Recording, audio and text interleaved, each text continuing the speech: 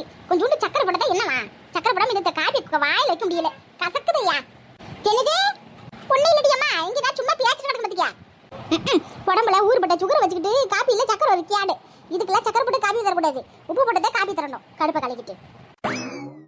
என்னது உப்பு போட்ட காபியா? அடி பாவி மவளே. காபி இல்ல சக்கரை கெடுத்து தப்பா போச்சு. இருக்கிற கடுப்புல மொத்த உப்பையும் கொட்டினாலும் கொட்டுவா. இவ செய்யற ஆளு தானே. இனிமே இவட்ட வாயை கொடுக்க கூடாது. குடுக்கறத குடிச்சுட்டு ஒரு மூலையில குத்தி வச்சு உட்கார்ந்து கிடக்க வேண்டியதியா? அக்கா, செல்லக்காய் அக்கா. யாராவது காலங்கத்துல நம்மள தேடி வந்த கஸ்டமர் யாரும் தெரியலையே. வாங்கம்மா உள்ள வாங்க. ஐயோ இவளா? இவ எதுக்கு இங்க வந்திருக்கான்னு தெரியலையே. காலங்கத்துல இந்த பொம்பளை யாரை பத்தி புலம்ப போறான்னு தெரியலையே. செல்லக்காய் அக்கா. வா சின்ன பையன் உட்காரு. என்ன சாப்பிட? டீ காபி ஏதாவது குடிக்கிறியா?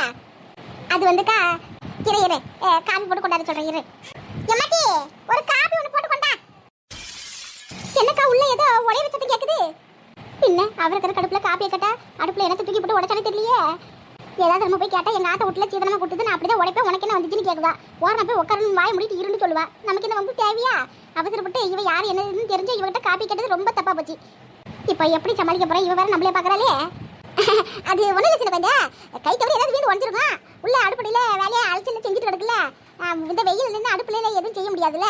அந்த கடுப்புல ஏதாவது கிண்டிட்டு கிடப்பா. அதை விடு இரு, நான் போய் உனக்கு காப்பி போட்டு கொண்டாடுறேன். இல்ல இல்ல இல்ல வேணாம் வேணாம். ரைட்டு விடு. எங்க வீட்டு காப்பி குடிக்கிறதா கல்லை தண்ணி குடிக்கிறதா ஒன்னத்தியா? உனக்கு எதுக்கு இந்த காலங்கத்தில் இவ்வளவு கஷ்டம்? நான் தான் தலையேத்தியேனே தலைவலிக்கு ஏதோ குடிச்சிட்டு கிடைக்கேன். உனக்கு எதுக்கு அந்த கஷ்டம்? விடு. சரி மேற்கொண்டு என்ன விஷயம் சொல்லு. காலங்கத்தில் என்ன தேடி வந்திருக்கனா கண்டிப்பா ஏதாவது விஷயமா தான் இருக்கும். எப்படிக்கா கரெக்டா சொல்லுதே? பின்ன நீ யார் பத்தியாச்சும் புலம்பலனா உனக்கு அந்த நாள் போதே போவாதே. யார் பத்தியாச்சும் ஒப்பாரி வைக்கிறதுன்னு என்கிட்ட வந்திருக்கியா? அப்படி என்ன? அதெல்லாம் அப்படியே சொல்லிட்டி. என்ன விஷயம்? என்னட்டி முழுசா இந்த மூஞ்சி 3/4 கிலோ மாறி போச்சு. பின்ன எனக்கு வர ஆத்திரத்துக்கு மூத்திரம் கூட போக முடியாது. என்னது? இல்லட்டி நமக்கு வர ஆத்திரத்துக்கு வாயை முடிக்கிட்டு அமைதியே இருக்க முடியாதுன்னு சொல்ல வந்தேன். சரி சொல்லு. யாரை என்ன பண்ணாவோ? என்ன பண்ணாவோ? எல்லாம் நான் பெத்ததுதான். ரெண்டு விதமா கிடக்கு. எதுவும் ஒன்றும் சரி கிடையாது. இந்த ராதப்பன வீட்டுக்காரர் ஊர்ல இருந்து வந்து ஏதோ பத்திரத்துல கையெழுத்து கேட்டு போறாரு. ஏதோ விவாகரத்து பத்திரமா பத்திக்கியா?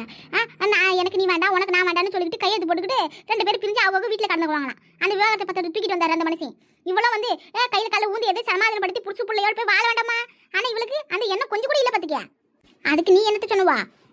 நான் என்னத்த சொன்னேன்? அங்க வாயை முடிட்டு உன் மகளுக்கு வக்காலத்து வாங்கிவிட்டு இங்க வந்து வாய்க்கிலேயே பேசிட்டு கிடைக்காக்கா.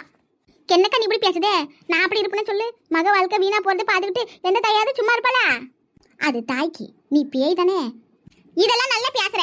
உன் பிள்ளைய தான் நம்பன்னு விட்டுவிட்ட. ஏக்கா அவனை பத்தி பேசாதே. அவன் அதுக்கு மேல பத்திக்க பேர பிள்ளைகளை என் கண்ணில் கூட காட்ட மாட்டேங்கிறான். என் கூட பேச கூட விட மாட்டேங்கிறான். பொட்டி பிடிக்க கட்டிக்கிட்டு மாமியார் வீட்டுக்கு பொண்டாட்டி பிள்ளையோட போய் சேர்ந்துருக்கான். ஓ அந்த கடுப்பு தான் இங்க வந்து கூட்டிட்டு கிடைக்கியா? ஏக்கா அது மட்டும் இல்லக்கா. இந்த ராதா பொண்ணு போய் புடிச்சு கூட எப்படியாச்சும் வாழடின்னு சொன்னா நான் வாழ மாட்டேன் இங்க தான் கிடப்பேன் அப்படின்னு சொல்லிட்டு கிடக்கா. நானும் சரி பொறுத்து பார்த்து இதுக்கு மேல முடியாதுன்னு சொல்லிட்டு பொட்டி பிடிக்க கட்டிட்டு வெளியே போட்டி அப்படின்னு சொன்னேன். சரி வெளியே அனுப்பிவாச்சு புருஷன் கூட போய் வாழ்வா அப்படின்னு சொல்லிட்டு நினைச்சுக்கிட்டு அவளை வெளியே போச்சனா அவ என்ன சொல்லுதா தெரியுமா? இந்த வீட்டுல எனக்கும் சரிசமா பங்கு இருக்கு, பொம்பளை பிள்ளைங்களுக்கு சொத்துல உரிமை இருக்குன்னு சட்டம் பேசுதா. அப்படியே சொல்லிச்சு. உனக்கு பிறந்தது வாயா இருக்குன்னு தெரியும் டி. ஆனா இவ்வளவு மோசமான வாயா இருக்கும்னே தெரியாது. ஏக்கா சரி சொல்லிட்டே. அவ வந்து சொத்துல பங்கு வேணும்னு கேட்டா நீ வாய முடிட்டு சும்மா வந்த. அது எப்படி வாய முடிட்டு இருப்பேன்? என்ன சண்டை செஞ்சுட்டு வந்தாலும் நாளைக்கு நான் செத்து போன பிறகு இந்த சொத்தெல்லாம் என் பிள்ளைக்கு தானே போய் சேரும். தாய் மாமன்ற உரிமையில அவன் அவளுக்கு சீதனை செய்ய போறது இவன் தானே. பரவாயில்ல உனக்கும் அக்கறை இருக்கு. நானும் எவ்வளவு எடுத்து சொல்லிவிட்டு பாத்தீங்க. இந்த ராதப்பணம் மதிக்கிற மாதிரி தெரிய மாட்டீங்க.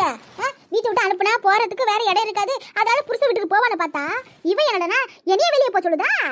அட்ரஸ் அக்க அப்புறம் இந்த வீட்டுல பாதி பங்கு எனக்கு இருக்கு. நீ வீட்டை விட்டு பாதி பணத்தை கொடுத்தாலும் சரி இல்ல வீட்டை முழுசா எனக்கு எழுதி கொடுத்தாலும் சரி அப்ப நான் இந்த வீட்டை விட்டு போக மாட்டேன்னு சொல்லுதா. பிணை விதைத்தவன் வினை அறுப்பான். என்னக்கா ஏதாவது வித்தியாசமா பேசுற? இது பழமொழிட்டு. உன் பாழ பணம் மரமண்டிக்கலாம் யாராவது பத்துக்க சொல்லு. இந்த ராத பொண்ணு வீட்டை விட்டுவிட்டு பாதி பணத்தை எடுத்துக்கிட்டு நான் வேற பக்கம் பார்த்து போய்க்கிறேன். அது வரைக்கும் நான் இந்த வீட்டுல தான் இருப்பேன்னு சொல்லுதா. இருக்கிற வீட்டை விட்டுவிட்டு நடு தெருவில் போய் நிற்க முடியும்? நீயே சொல்லுக்கா. எவ்வளவு கோவம் எனக்கு. சரி இந்த விஷயத்தை போய் அவன் காதுகிட்டு சொல்லுவான்னு சொல்லிட்டு போனா அவன் பொண்டாட்டி புள்ளியோட ஊருக்கு கிளம்பி கிடக்கா. என்னை பார்த்த உடனே மூஞ்சி உருன்னு வச்சுட்டான் பத்துக்க. பொண்டாட்டி புள்ளியோட சிரிச்சு பேசிட்டு ஜாலியாக கிடந்தான். என்னை பார்த்த உடனே மட்டும் மூஞ்சி உம்முன்னு வச்சுட்டு கிடக்கான். ஊருக்கு போகிற நேரத்தில் வந்து எதுக்கு இப்படி எங்களை இம்சப்படுறீங்க? ஒழுங்கு வெளியே போக உங்க சொத்து வேணா உரம் வேணாம்னு சொல்லிவிட்டு அவன் பாட்டுக்கு போயிட்டே கிடக்கான். நீயே சொல்லுக்கா. அங்கங்க இருக்கிறதுக்கு வீடு இல்லாம எவ்வளவு மனுஷங்க கஷ்டப்பட்டு கிடக்காங்க. ஒரு வீடு கட்ட மாட்டமான கனவு கண்டுட்டு கிடக்காங்க. இதுவே கையில ஒரு வீட்டை வச்சுக்கிட்டு எனக்கு வேணாம் உனக்கு வேணாம்னு சொல்லி சண்டை போட்டு கிடக்குங்க. இதெல்லாம் நினைச்சா எனக்கு ஆத்திரமா வருது பத்துக்க. நல்லா இருக்கட்டி உன் நாயா அன்னைக்கு கூட்டு விட்டு வெளியே போன்னு சொல்லி உன் பிள்ளைய அனுப்பிவிட்டு இன்னைக்கு அதே வீட்டுக்கு பங்குக்கு வாடானா அந்த பையன் வருவானா? ரோசம் உள்ள பையன் அதை வர மாட்டேன்னு சொல்லுதான். என்னக்கா நீ அவனை மாதிரி பேசுதே? பின்ன என்னத்த சொல்லுற? சவுக்கடியால 4 அடி அடிச்சா கூட சவந்து போன இடம் காணாம போயிடும். ஆனா நீ பேசுற வார்த்தையால அவ ஆயுசுக்கும் அந்த மனசுல இருக்கும்ல. நம்ம அம்மா எவ்வளவு பாசமா பாத்துக்கிட்டாவோ, நம்ம எப்படி எல்லாம் அம்மா பாத்துக்கிட்டோம். ஆனா இன்னைக்கு மகதான் முக்கியம்னு சொல்லிட்டு நம்ம வீட்டு விட்டு போக சொல்லிவிட்டாவல, அந்த பிள்ளைக்கு கோவம் போல. அதை நீ கூப்பிட்டு வரமாட்டேன்னு சொல்லுதான். ஏக்கா இப்ப நான் என்ன பண்றது? இவங்க சண்டையில இருக்கிற வீடு போயிடுச்சுன்னா அப்புறம் நான் நடுவுட்டு தான் நிக்கணும். பாத்திக்க, எனக்கு இருக்குது அந்த ஒரு வீடு தானே. கேட்டா தாத்தா சுத்தி பேரம்பிள்ளைக்கு தானே சொந்தம், நீ எதுக்கு பேசாதுன்னு சொல்லுதா. நீ என்ன பேசினாலும் சட்டம் செல்லாதுன்னு சொல்லுதாக்கா. எனக்கு பயமா இருக்கு பாத்துக்க. இப்பதான் பயப்படுறேன். இவ்வளவு நாள் உன் பையன் பக்கத்துல இருக்கும்போது தைரியமா இருந்து எல்லாரையும் அதிர்ச்சிட்டு கிடந்தேன். இப்ப அவன் இல்லாத நினைச்சு உனக்கு வருத்தமா கிடக்கா? இம்பிட்டு நாளா ஒரு பாம்புக்கு பால் ஊத்தி வளர்த்துட்டு கிடந்தேன். அது இப்பயாச்சும் உனக்கு புரியுதா இல்லையா? தரையில என்னத்த தொலைச்ச? கீழே குனிஞ்சு பாத்துட்டு கிடக்க. ஏக்கா நான் ஃபீல் பண்ணிட்டு இருக்கேன்க்கா. தயவு செஞ்சு சொல்லிட்டு பண்ணு, எனக்கு ஒண்ணுமே புரிய மாட்டேங்குது. ஏக்கா இதுக்கு வழியே இல்லையா? நான் என்னத்த சொல்ல? உன் பிள்ளை தான் ஊருக்கு போயிருக்கான்னு சொல்லியே. அவன் ஊருக்கு போயிட்டு வரட்டும், என்ன ஏதுன்னு உட்காந்து பேசுவான். அவனை ஏதாவது ஒரு முடிவு எடுத்தாதியா? இந்த வயசான காலத்தில் நான் என்னத்த பண்ண முடியும்னு சொல்லு. அவனுக்கு மாமியார் வீட்டுக்கு போனா அங்கிருந்து திரும்பி வரதுக்கு மனசே வராது. பத்திக்க, அம்மா காரின்ற நினைப்பெல்லாம் அவனுக்கு இருக்கவே இருக்காது. இவ்வளவு பிரச்சனை காரணமே அவன் மாமியார் விடுதேன். அப்படி இருந்த பிள்ளைகளை கூட்டிக்கிட்டு அங்க போயிருக்கான். பாத்தீங்களா எவ்வளவு கொழுவு பாத்தீங்களா அவளுக்கு? அந்த குடும்பமே சேர்ந்துதான் என் குடும்பத்தை பிரிச்சு பிடிச்சு. பிரிப்பாங்க. இம்பட்டு இதுவா பேசினா உங்க மாவளக்காண்டி யாருக்காவும் எதுக்காவும் விட்டு கொடுக்க மாட்டீங்க, வீட்டு விட்டு துரத்த மாட்டீங்க. ஆனா எந்த தப்பு பண்ணாத ராணிக்காவும் அவங்க வீட்டுக்காரையும் அவங்க குடும்பத்தை யாரு மட்டும் எதுக்கு இப்படி கழிச்சு கொட்டீங்கன்னு தெரியல. நாட்டி உனக்கு என்னடி தெரியும்? என் குடும்பம் பிரிச்சது காரணமே அந்த குடும்பத்தையா? சொன்னாலும் சொல்லல, அதான் உண்மை. நகையை கொண்டு போய் ஒரிஜினலா டூப்ளிகேட்டானு செக் பண்ணது நீங்க. எல்லா பழியும் தூக்கிக்கிட்டு அவங்க குடும்பத்தில் போடுறீங்க. அவங்க என்ன சீர்சனத்தை செய்ய முடியாத அளவுக்கு வக்கத்து போய் கிடக்காங்க. அவங்களும் நிலம் போலாம் வீடுன்னு எல்லா காடுன்னு எல்லாத்தையும் வச்சு கிடக்காங்க. கடனை வாங்கியாச்சு, அவங்க செய்ய விட சீர் செய்ய மாட்டாவல. அப்படி உங்களை ஏமாத்தி போடுவாங்க. என்னமோ நீங்க மட்டும் ரொம்ப யோகிய மாதிரியும் அவங்க தான் ஏமாத்தக்கார மாதிரியும் அன்னைக்கு அவ்வளவு பேச்சு பேசுனீங்க. ஐயோ இவ வேற எரியிற நெருப்புல எண்ணெய் ஊத்திட்டு கிடக்காலே. உங்க மவளுக்கு போறாமே விசேஷத்துல 1/2 பவுன் 1 பவுன் போட்டு அப்படியே ஓரம் கட்டு போய் நின்னுட்டா. ஆனா ராணி அக்காவோட அண்ணன் தம்பி வீட்டுல இருந்து 3 பவுன் எடுத்து வந்து போட்டாங்களா, அதான் உங்க மவளுக்கு மூஞ்சூறு மாதிரி போயிடுச்சு. என்ன சொல்லி இந்த நகை ஆட்டே போலான்னு பாத்துருப்பாளாக்கும். அவ சொன்னது நீங்களும் நம்பிக்கிட்டு கொண்டு போய் அடகு கடையில வச்சு பாத்துட்டு வந்த ஆளு தானே நீங்க. டாட்டி யார பாத்து பேசுத? என் மவளை பத்தி ஒரு வார்த்தை பேசணும் வச்சுக்க, உனக்கு கண்ணா இருக்காது, பண்ணு மாதிரி வீங்கி போயிடும் பாத்துக்க. இவ்வளவு நடந்தோம் அப்ப கூட உங்க மவள் விட்டு கொடுக்கறதுக்கு உங்களுக்கு நினைப்பே வராது. உங்களெல்லாம் அந்த வீட்டை எழுதி வாங்கி ஏமாத்திட்டு நடுத்துல தான் உங்க மாவை விட போறேன். அன்னைக்குதான் உங்களுக்கு ராணியை கூட அருமை தெரிய போகுது பாருங்க. யார் நடுத்துல விடுறது? நான் உசுரோடு இருக்கிற வரைக்கும் அது ஒரு நாள் நடக்காது பாத்துக்க. என் மகன் உன்னை என்னை அப்படியே விட்டுற மாட்டான். இன்னொரு தர என் மகளை மரியாதை இல்லாம பேசினேன் அப்படிதான் சொல்லிட்டேன். இவ்வளவு பட்டு இந்த கிளவி திருந்துதானே பாரு. ஏதோ நான் அடிக்கடிக்கு வந்து போற இடமாச்சேன்னா அமைதியா கிடக்கேன். அதை விட்டுவிட்டு அதிகமா பேசாத சொல்லிவிட்டேன். ஏக்கா நீ என்ன வாயை பார்த்துட்டு கிடக்க? உன் மருமகளை ஒழுங்கா வழியா வாயை முடிட்டு அடங்கி ஒடுக்கி இடிக்க சொல்லி பாத்துக்க. முதல்ல அவளை அடக்கி வை. இப்படிதான் வாய் பேசி திரிவாளா? வரவங்களை போறவங்களை பார்த்து இப்படிதான் பேசி கிடந்தா அப்புறம் வாங்கி கட்டிக்கோ பாத்துக்க. நான் வரேன். போறாளே வாயை முடிட்டு போக வேண்டியதானே. போற போக்கில் என்னைய வர இவகிட்ட மாட்டி விட்டுட்டு போறாளே பாவி மவ. இவ வேற குறுக்குறுன்னு பாக்குறாளே. சிரிச்சு சமாளிப்போம். என்ன கண்ணு முகல ஒரு மாதிரி கிடக்கு? என்ன அந்த அம்மா என்னைய பார்த்து அவ்வளவு பேச்சு பேசிட்டு போகுது, என்னை அடிக்க வெயின்னு சொல்லிட்டு போகுது. நீங்க பாட்டுக்கு அமைதியா இருக்கீங்க வேடிக்கை பார்த்துக்கிட்டு. அதுக்கு என் கண்ணு கோப்படுதே. மலையை பார்த்து நாய் குறைக்குதுன்னு சொல்லுவாங்களா, அந்த மாதிரி நினைச்சிட்டு மாசை தேடி கண்டிங்க. அவ சொன்னா நான் அதை கேட்கணுமா என்ன? என் மருமக தங்கமாச்சே. குடும்பத்தை கெடுக்கிற குறைவு கூடதே உனக்கெல்லாம் சவகாசம் இருக்கும் போல. இன்னொரு தர அந்த அம்மா இங்க வரட்டும். அடுத்த முறை அதுக்கு காபி போட்டு கொடுக்கும்போது விஷத்தை கலந்து கொடுக்குறேன். என்னது விஷமா? ஆத்தாடி இவன் நெசத்தை தான் சொல்லிட்டு போறாளா? இவ கொடுக்குற காப்பில கலந்தாலும் கிளம்பா. நாம எதுக்கு வாய் விடாம உசாரா எடுத்துக்கணும். இல்லாட்டி அடுத்த நாள் நமக்கு பாடு கட்டிட்டு போல இருக்கே. ஊர்ல 5-6 மருமவை வச்சு கிடக்கவலாம் நல்லா கிடக்கா. ஒன்னே ஒண்ணு வச்சுக்கிட்டு நான் ஓரமா உட்காந்துட்டு புலம்பிட்டு கிடக்கேன். எல்லாம் என் நேரம் இல்ல போத குறைக்கு காலங்கத்தில் இவ வேற வந்து ஒப்பாரி வச்சுட்டு கடுப்பு ஏற்றிட்டு போயிருக்கா. குமாரே வாங்கம்மா. என்னம்மா சொல்லுங்க. இல்லப்பா வளைகாப்புக்கு நமக்கு தெரிஞ்சவங்க எல்லாருக்கும் ஒரு ஆளுக்கு போன் போட்டு சொல்லியாச்சு.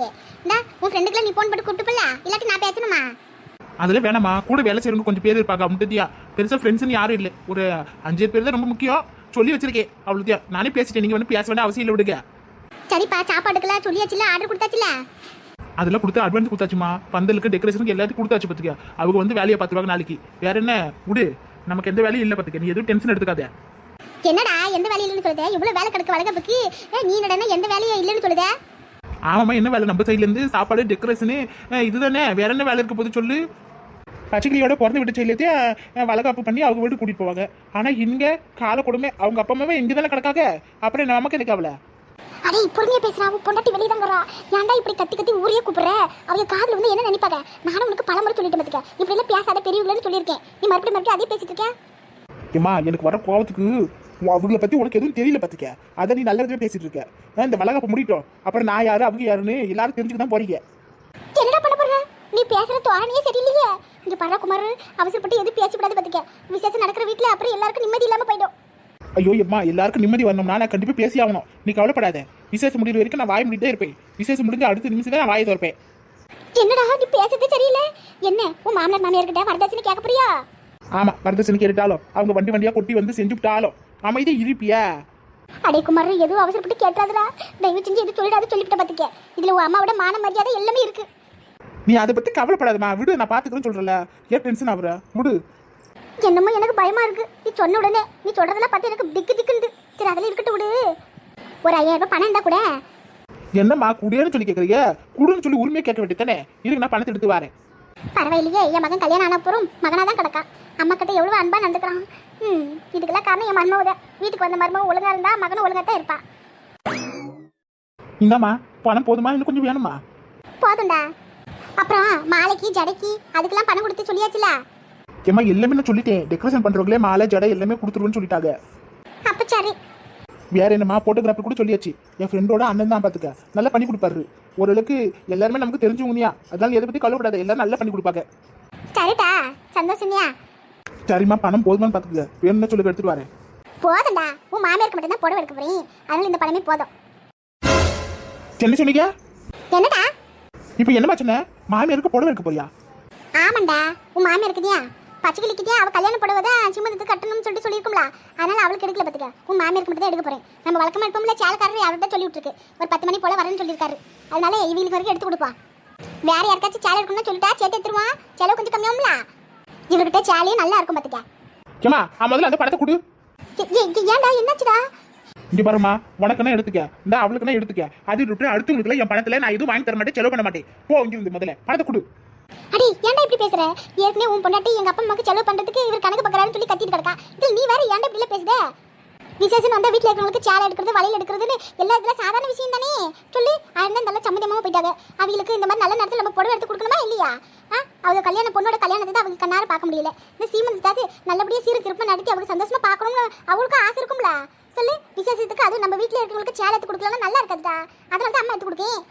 அதுக்கோசரம் என்னால அவங்களுக்குலாம் செலவு பண்ண முடியாது பாத்துக்க. குமாரி, நீ பேசுறது எதுவும் சரியில்லை. இந்த மாதிரிலாம் பேசாத நான் பலமுறை சொல்லிடும்ல. ஃபங்க்ஷனுக்கு வீட்டு பெரியவங்களுக்குலாம் சேலை எடுத்து கொடுக்குறது என்ன தப்பு சொல்லி பார்ப்போம். இந்த அவளை கணக்கு பார்க்குறேன். அப்போ நாளைக்கு எனக்கு ஏதாவது செய்யனாலும் நீ கணக்கு தானே பார்ப்பேன். உன் காசு வேண்டாப்பா, நான் யார்ட்டாச்சும் கடை வாங்கியாது பார்த்துக்கிறேன். இந்த உன் காசு நீ வச்சுக்க. என்னம்மா இது உன் காசு என் காசு பிரிச்சு பேசுறீங்க? நம்ம எல்லாம் ஒரே குடும்பம் தானே. அந்த நினைப்பு உனக்கு இருக்கா? சொல்லு. அப்ப நீ மட்டும் இப்படி பேசலாமா? என் காசுல நான் செலவு பண்ண மாட்டேன்னு சொன்னீங்க நீ தான் கொஞ்ச நேரத்துக்கு முன்னாடி. ஐயோ எம்மா, நம்ம குடும்பம்னா நீ நான் இந்த பச்சைக்கிளி அவ்வளோதியா. இதை விட்டு மற்றவங்களுக்கு என்னால் செலவு பண்ண முடியாதுமா. இங்க பாருக்கு மாதிரி இப்படிலாம் பேசாதடா சொல்லிவிட்டேன். ஐயோ, உங்களுக்கு எதுவும் தெரியல. தெரிஞ்ச நீங்களே என்னை விட அதிகமாக பேசுவீங்க. என்னமோ இதுக்கு மேலே உங்ககிட்ட பேசி நான் எதுவும் பேசுறோம்ல. இந்தாங்க, நீங்க என்ன பண்ணணும்னு இருப்பீங்களோ பண்ணுங்க. நீ அவ்வளவு சகிச்சிட்டு ஒன்னா பணத்தை தரவேனா, நீயே வச்சுக்க. ஐயோ ஏமா படுத்துருக்கேன்? நான் தான் சொல்றேன்ல, நான் எதுவும் சொல்லல வச்சுக்கோங்க. நாங்களே இனிமேல் எதுவும் கேட்க மாட்டேன். போதுமா? நீங்க சேலைனா எடுங்க, வேட்டி சட்டைனா எடுங்க, நான் எதுவும் கேட்க மாட்டேன். நான் இருக்கிற வேலையெல்லாம் நான் பாத்துக்கிறேன், நீங்க போங்க. என்னமாடா போ. வர வரவும் நடவடிக்கை சரியில்லை. எல்லாரும் நல்ல பிள்ளைன்னு சொல்ற மாதிரி நடந்துக்க. அம்பட்டியா? நான் நல்லா தான் இருக்கேன். உங்களுக்கு தான் சுத்தி நடக்கிறது எதுவுமே தெரியல. எல்லாரும் நல்லவங்க நினைச்சிட்டு இருக்கீங்க. வெளுத்ததெல்லாம் பால் நினைக்கிற உங்களுக்கு அவங்க சாயம் கூடி சீக்கிரம் வெளுக்கு தானே போகுது. அப்ப தெரியும் உங்களுக்கு. சரி, இந்த பொம்பளைக்கு என் காசுல புடவை எடுக்கணுமா? நினைச்சாலே ஆத்திரமா வருது.